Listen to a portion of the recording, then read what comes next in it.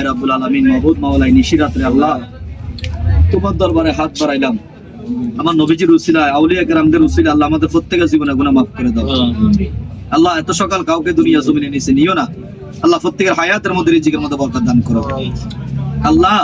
আমরা যারা হাত বাড়াইলাম আমাদের মনের মধ্যে অনেকের অনেক আশা, আমাদের ন্যাক আশাগুলো আপনি পূরণ করে দেন। প্রত্যেকের কামাই রোজগারের মধ্যে বরকত দান করে দেন আল্লাহ। প্রত্যেকের রিজিকের মধ্যে বরকত দান করেন।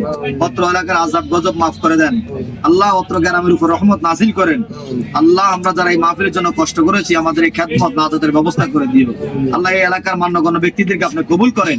এই মাহফিলটা প্রতি বছর করানোর তৌফিক দান করে দেন।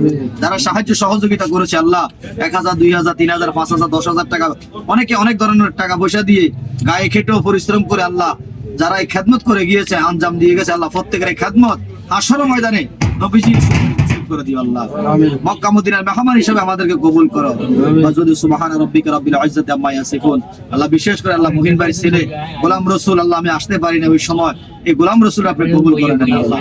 আল্লাহ আপনার এই রাসূলের গোলাম আল্লাহ, সারা জীবন তাকে যেন আল্লাহ সে যেন আপনার এবং আপনার হাবিবের সম্মান গাইতে পারে, আপনাদের গোলামি করতে পারে, সে তৌফিক দান করে দেন আল্লাহ। আমার আলাউদ্দিন ভাই ছেলে আল্লাহ আব্রাহান আল্লাহ, তাকে আপনার